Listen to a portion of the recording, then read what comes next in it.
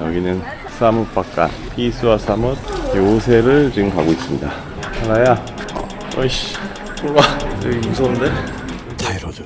외국 군함이 한나라의 왕궁 앞까지 들어온 날이 있습니다. 전쟁을 선포하지도 않았고 초대받지도 않았습니다. 1893년 7월 프랑스 군함이 짜오프라야 강을 거슬러 올라와 방콕 왕궁이 보이는 곳에 닻을 내렸습니다. 오늘 우리는 프랑스 군함이 방콕까지 들어왔던 그 사건, 빵남 사건을 조명해 보려고 합니다. 19세기 말 동남아시아는 유럽 열강의 식민지 경쟁 속에 있었습니다. 프랑스는 베트남과 캄보디아를 식민지로 삼았고 메콩강 유역까지 세력을 넓히고 있었습니다. 문제는 메콩강 동쪽 지역, 오늘날 라오스에 해당되는 땅이 당시에는 시암, 즉 태국의 영향권에 있었다는 점입니다. 프랑스는 이 지역을 자신들의 식민지 영역으로 편입하려 했고 시암은 이를 거부했습니다. 프랑스가 내세운 명분은 시암이 프랑스 보호령 지역의 주민과 관리들을 탄압했다는 것이었습니다. 하지만 그 이면에는 더 큰 목적이 있었습니다. 프랑스는 메콩강을 따라 올라가면 중국 남부로 이어지는 거대한 무역로를 만들 수 있다고 믿었습니다. 그리고 이미 인도를 지배한 영국과 경쟁하며 인도차이나 식민지를 하나의 체계로 완성하려 했습니다. 시암은 프랑스 식민지 사이에 끼어있는 완충지대였고 프랑스에게는 반드시 밀어내야 할 존재였습니다. 결국 프랑스는 외교 교섭이 아니라 군함을 보내는 방식으로 압박을 시작합니다. 1893년 프랑스는 시암에 다음과 같은 조건을 요구합니다. 첫째, 메콩강 동쪽 영토를 프랑스에 넘길 것. 둘째, 프랑스 관리의 피해에 대해 배상금을 지불할 것. 셋째, 프랑스 외교관과 군대를 방콕에서 자유롭게 활동하게 할 것.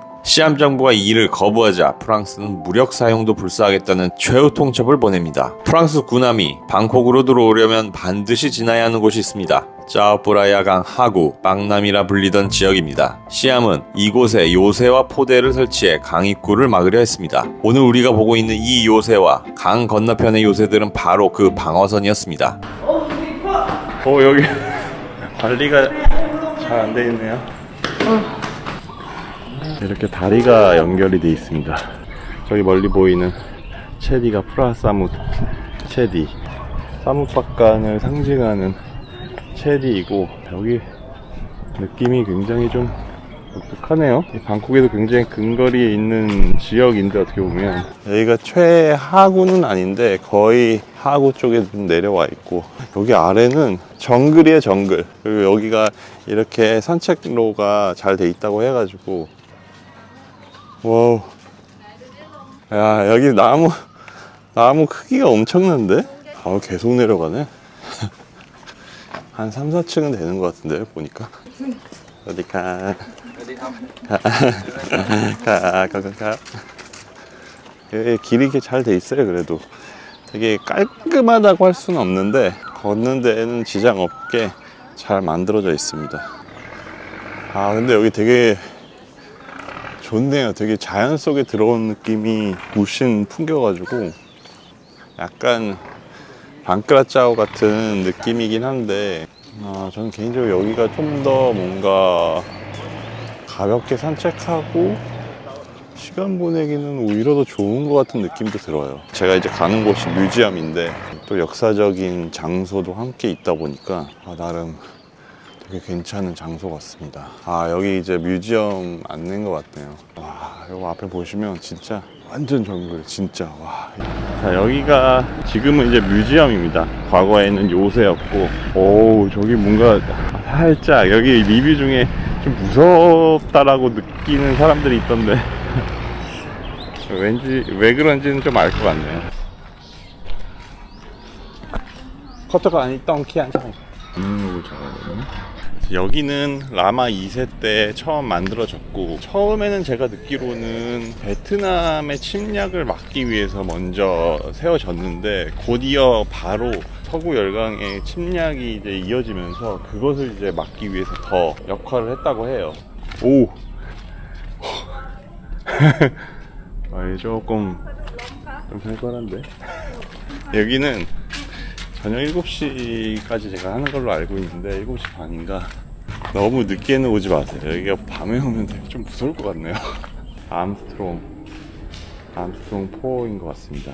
원래는 밑에 이렇게 이런 식으로 대기를 하고 있다가 포를 쏠 때만 이게 반동을 해서 위로 올라오고 쏘고 다시 내려오는 형식으로, 이게 은폐 은폐를 되게 잘하는 그 당시에 최신식 포라고 합니다.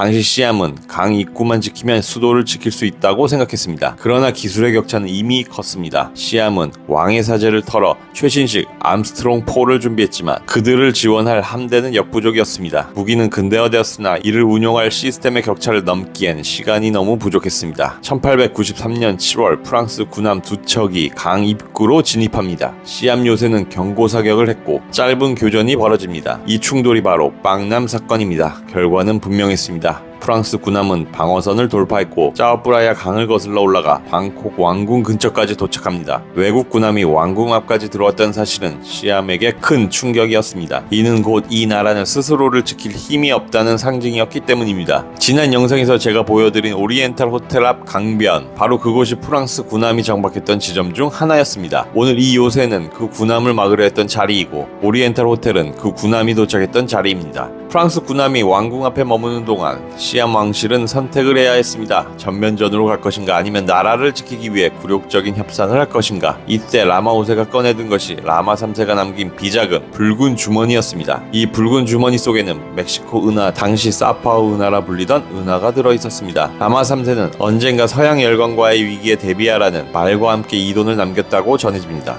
1893년 10월 3일 시암과 프랑스는 조약을 체결합니다. 이 조약으로 시암은 메콩강 동쪽 영토를 프랑스에 넘기고 배상금 300만 프랑을 지불하기로 확정합니다. 전쟁은 끝났지만 그 대가는 영토와 수십 톤이 넘는 무게의 돈이었습니다. 라마 5세는 붉은 주머니 속 은하를 꺼내 프랑스가 요구한 배상금을 지불합니다. 이 은하는 단순한 돈이 아니었습니다. 전쟁에 진 대가였고 동시에 나라의 독립을 유지하기 위한 몸값이었습니다. 이 선택으로 시암은 영토를 잃었지만 국가는 사라지지 않았습니다. 이 사건 이후 태국은 깨닫습니다. 요새와 대포로 나라를 지키는 시대는 끝났다는 것을. 그리고 군대 개편과 외교 전략, 국제 질서 속에서 살아남는 길을 선택합니다. 이곳은 승리를 기념한 장소가 아닙니다. 프랑스를 막아낸 자리도 아닙니다. 이곳은 막지 못했던 자리이고 그럼에도 나라가 사라지지 않기 위해 버텼던 자리입니다. 벽돌 요새는 전쟁의 흔적이 아니라 선택의 흔적입니다. 오늘 우리가 본 이 요새는 그 선택이 시작된 자리입니다.